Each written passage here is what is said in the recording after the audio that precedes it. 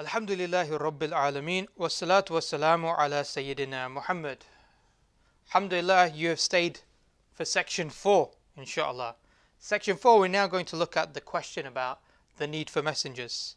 And we're going to talk about this in two parts. The first one we're going to talk about, which is where we're going to focus today, is the argument from Fitrah. So in the first section, or the second section, and sessions 2 and 3, we explored the question of whether the universe and all that it contained, including us, have a creator. We explored the various arguments for the existence of Allah subhanahu wa ta'ala, and even some of the popular contentions against these arguments. Inshallah, hopefully we have concluded that there are very strong, rational reasons for not only believing that there is a necessary, independent, unlimited creator, but also a creator who is one and unique, as well as having a will and thus chose to create the universe. That the first question should now be answered. What was that first question, if you remember, when we talked about the person who wakes up in a desert? How did I get here? We wake up into existence. We went from non-existence to existence. We've answered that first question. How did I get here? Ultimately, without going into the discussions of mechanistics or the mechanistics or mechanical aspects or causations of the universe and its creation, we ultimately have answered the question by saying, ultimately the Creator created us and brought us into this life. But we also need to ask the next question. Okay, we are created, but were we created by the Creator, Allah subhanahu wa ta'ala, and told just to get on with life? In essence, is there guidance from this Creator after we have been created?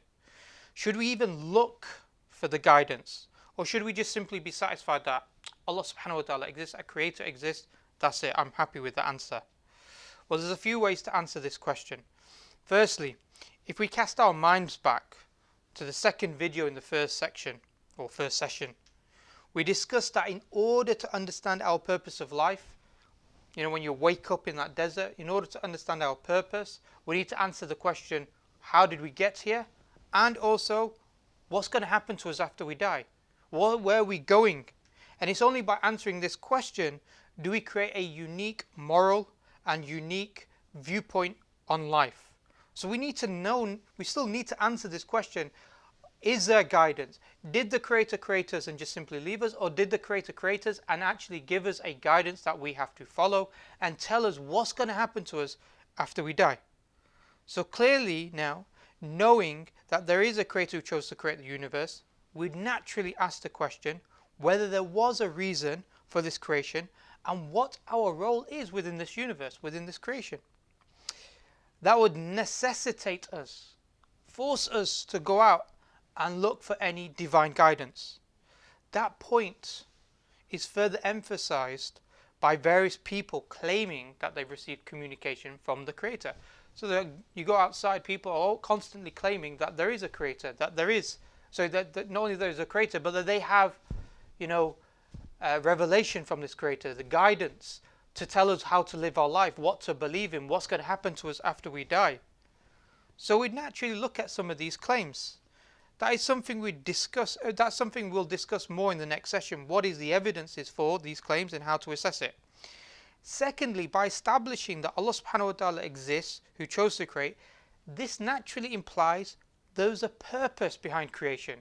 Because we're not just talking about a necessary being that incidentally created the universe, but rather Allah subhanahu wa ta'ala, a creator with a will, and therefore chose through his knowledge and power to create the universe. That implies that there was a reason behind this creation. Allah subhanahu wa ta'ala, he mentions in the Quran in translation, we created not the heavens and the earth and all that is in between them for mere play. Surah Al-Anbiya chapter 21 verse 16. So after knowing that the Creator decided to create us, it would be natural to ask the question, why did the Creator create us and what guidance is given to us? Therefore we're looking for communication.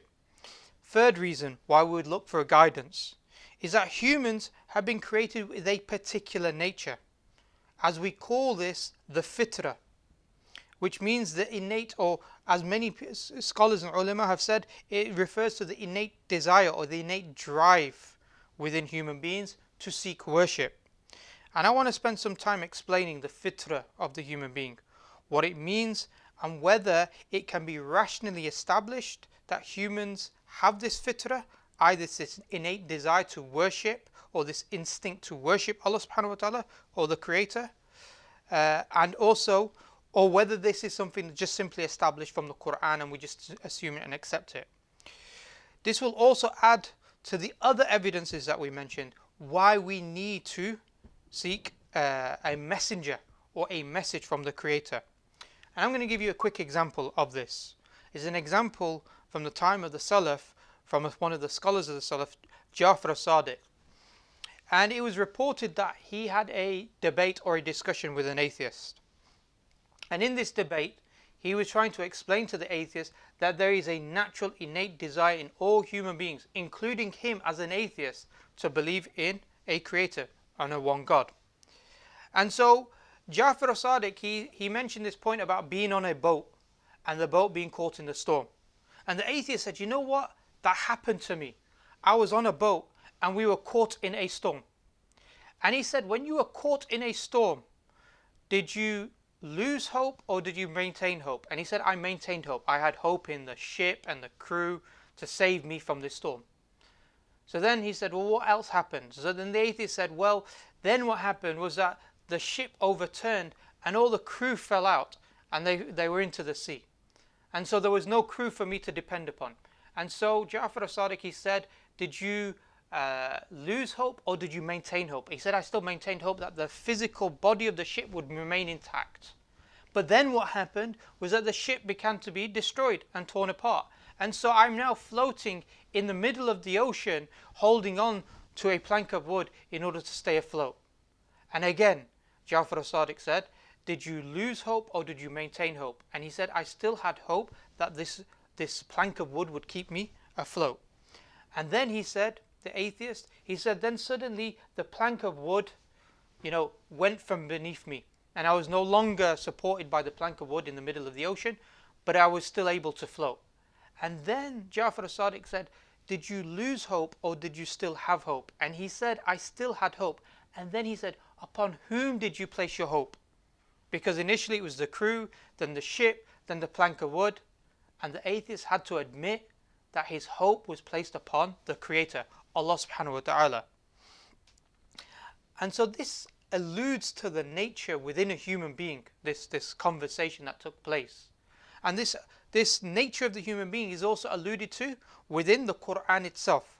Allah subhanahu wa ta'ala, he says in the verse, Surah Yunus, verse 22, He it is who enables you to travel through the land and sea, to when you are in ships and they sail with them with a favorable wind, and they are glad therein.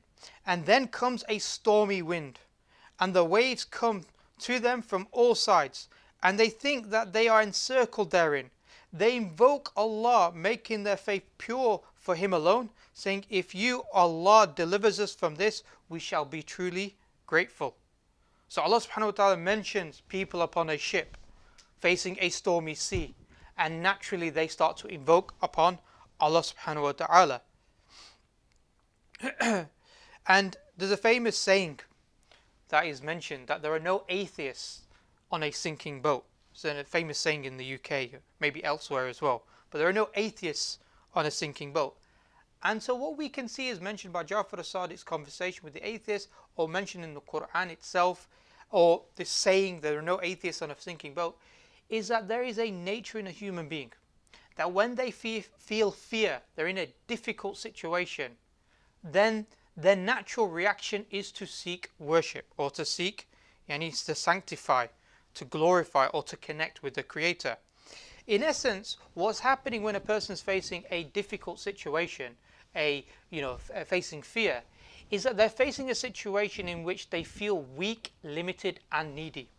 And feeling this weak, limited, needy nature makes the person realize that they don't have control over the affairs. Normally we have this assumption that we're in control of what's happening, up until something happens that takes away that illusion, and we realize actually the control that we thought we had, the power that we thought we had, easily goes away from us. Maybe we're on a car, we're driving on the motorway or the highway, we're thinking we're fine, we're safe, and suddenly we hit a bump and we skid, or our tire blows out and we're unable to maintain control and our heart starts pumping. And maybe after some expletive words, you start saying, you start reciting the kalima or whatever, in order to reconnect. It's that natural reaction, that fear that pushes us, that lack of control that pushes us to want to sanctify.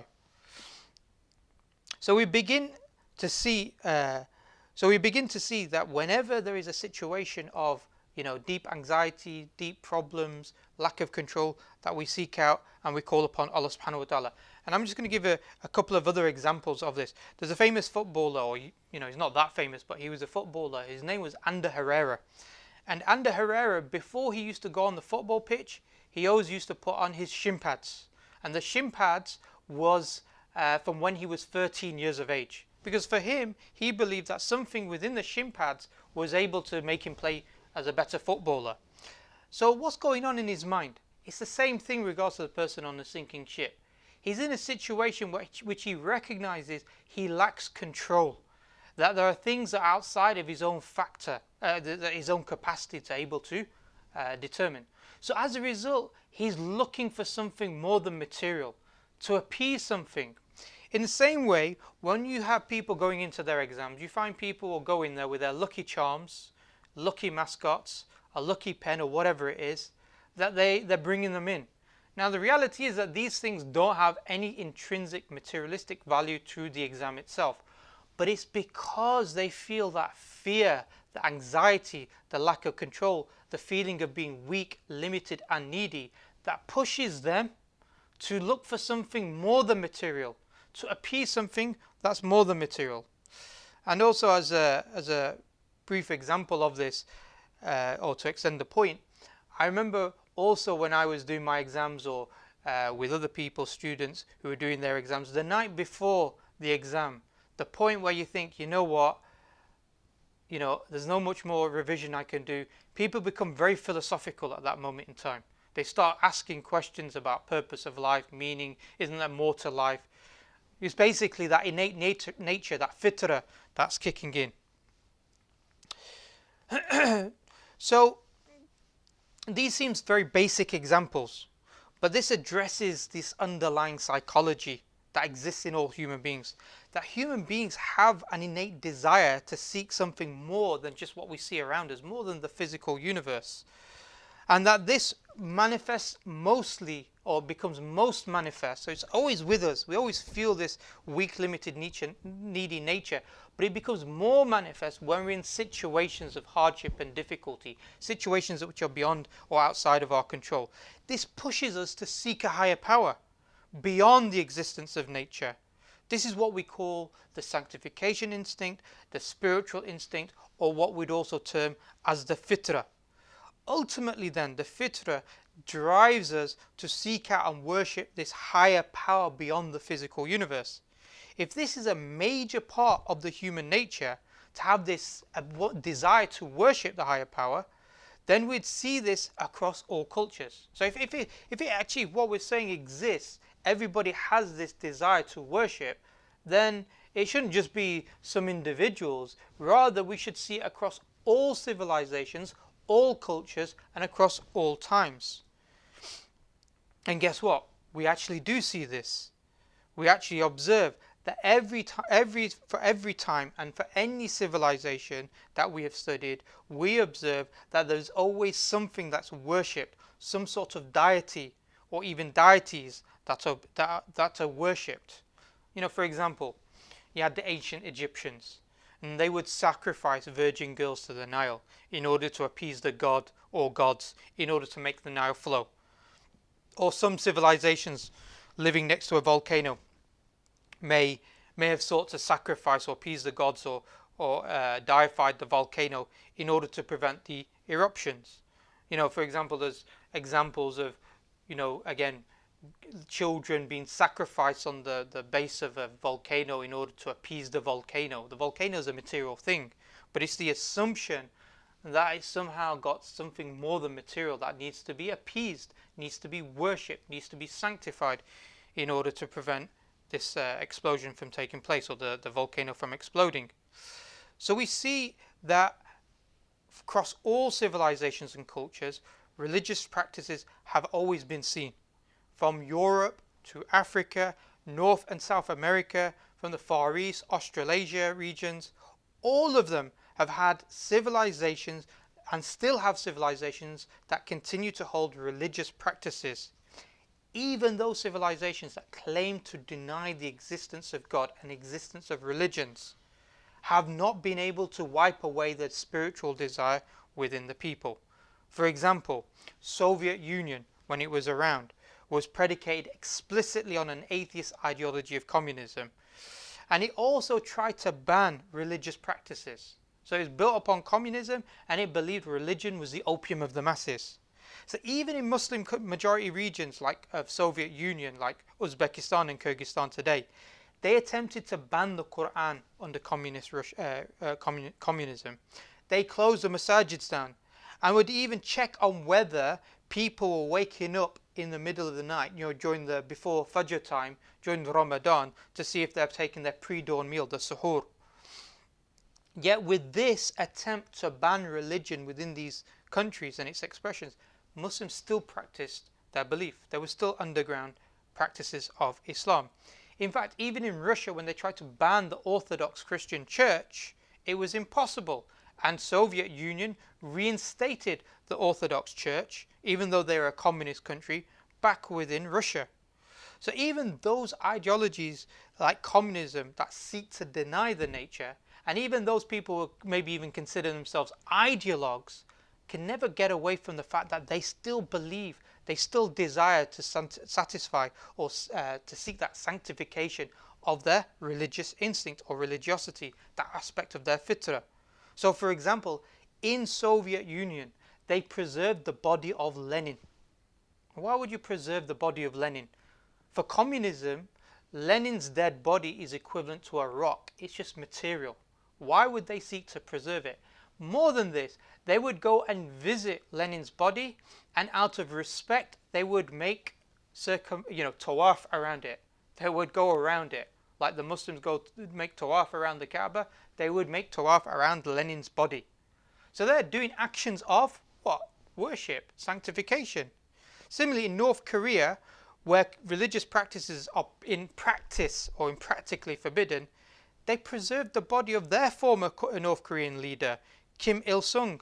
And not only that, they embalmed his body, and they put his body in a clear sarcophagus. Sarcophagus was what they used to bury people in Egyptian society, etc. And they used to bury them because of religious sentiment and religious practices. And his former residence, the former leader of North Korea, his former residence was termed a mausoleum. And he is also referred to as the eternal leader. How, it's amazing. Not only, are they preserving his body, showing his body off, calling the place of his, where he's buried the mausoleum, but they're also referring to him as the eternal leader. This is North Korea under communism. So what's very clear is that even in societies that seeks to ban religious expression and religion and claims to be predicated upon atheism, cannot and do not actually remove that natural instinct, that natural fitrah within the human beings. So not only do we see across all civilizations across the planet in all various times that demonstrate that people are born with the innate desire to worship, but also we have academics that have determined that actually this desire to worship is something that has been empirically observed within human beings, through studies and psychological studies and anthropological studies. For example, Professor Roger Trigg, who's from the University of Oxford, said, and he was talking about the research he did about religion across different civilizations and culture. Is it acquired from the society or was it innate? And he said religion was not just something for a peculiar few to do on Sundays instead of playing golf. We have gathered a body of evidence that suggests that religion is a common fact of human nature across different societies. This suggests that attempts to suppress religion are likely to be short-lived, as human thought seems to be rooted to religious concepts, such as existence of supernatural agents or gods or God, and the possibility of an afterlife or pre-life. And another individual writer, Graham Lawton, who himself is an atheist and a writer at the New Scientist, he said about various studies that have taken place. He said they point to studies showing, for example, that even people claim to, and before I mention the quote, he's talking about a study that says that even atheists are not really atheists. Yeah, that atheists themselves implicitly still hold on to religious beliefs. And so he said, they point to studies showing, for example, that even people who claim to be committed atheists tacitly hold religious beliefs such as the existence of an immortal soul, as an example. So this is implicit. Another academic, Dr. Justin Barrett, a senior researcher at the University of Oxford Centre for Anthropology and the Mind, claims that young people have a predisposition to believe in a supreme being because they assume that everything in the world is created with a purpose. Like we said, it's intuitive to look for certain questions of why certain things exist, and it's intuitive to assume that actually the universe was created with a purpose, with certain laws, and therefore there must be a lawgiver who's given it laws and therefore a particular purpose. He states, this is Dr. Justin Barrett, he said the preponderance of scientific evidence for the past 10 years or so has shown that a lot more seems to be built into the natural development of children's minds than we once thought, including a predisposition to see the natural world as designed and purposeful, and that some kind of intelligent being is behind that purpose. Now, there have been various hypotheses put forward in an attempt to explain why religious beliefs are innate within human beings. For example, you had Dean Hamer, who's claimed that there are genes that can code for spirituality. And we have others that claim that religiosity developed as an evolutionary trait in order to help with survival. The point here is this, if that the Creator is the ultimate creator and sustainer as well of all that exists, including then human beings, then ultimately Allah subhanahu wa ta'ala created us, no matter what the mechanism is, created us with the innate instinct to seek to worship. Therefore, the instinct created by Allah subhanahu wa ta'ala, or God, in order to push us and drive us to worship, inevitably means we've ultimately been pre-programmed with this desire to seek out and worship our Creator. Seeking out and worship to a higher being would inevitably entail a desire to worship the one true Creator. Why the one true Creator? Because this is a fact that we've established through an intellectual process. So our mind comes to the conclusion that there's one Creator, independent, unlimited being, and therefore we have within ourselves this desire to want to worship. So it naturally fits hand in glove that the one that we should be worshipping is the one true Creator who has control over all things. But our question becomes, well, how do we satisfy this worship? Do we just worship the way we want? Do we submit in any way we want and seek the pleasure in the Creator, of the Creator in what we think that Allah subhanahu wa ta'ala wants from us? Well, no, obviously not. Firstly, it makes no sense. If we have this desire to worship, in other words, a desire to submit to the Creator, to sanctify the Creator, then how can we submit to the Creator's will if we are deciding how to submit? By definition, you're not submitting if you're making the choice to submit. So that's not actually submitting. Secondly, how can our minds, which are limited, finite, that can't comprehend the unlimited and the infinite and beyond the universe, we cannot comprehend the nature of the Creator, know what will please the Creator? So both of these arguments necessitates that there must be a communication from the Creator. We are created by Allah subhanahu wa ta'ala with a desire to worship and submit. This is the fitrah of the human being, and we've gone through various evidences and proofs to demonstrate that it's a rational observation of the human condition, that we can prove this. So we have this desire to worship and submit. We can't work out how to submit. We can't work out how to please the Creator. We don't know what pleases the Creator, what pleases our Lord, Allah subhanahu wa ta'ala. Hence, we will have to seek out a guidance from the Creator. It makes logical and rational sense that there would be a communication, therefore, that we should seek out in order to understand how to worship the Creator and therefore how to fulfill our nature, the fitrah, which is the religious instinct or the desire to worship.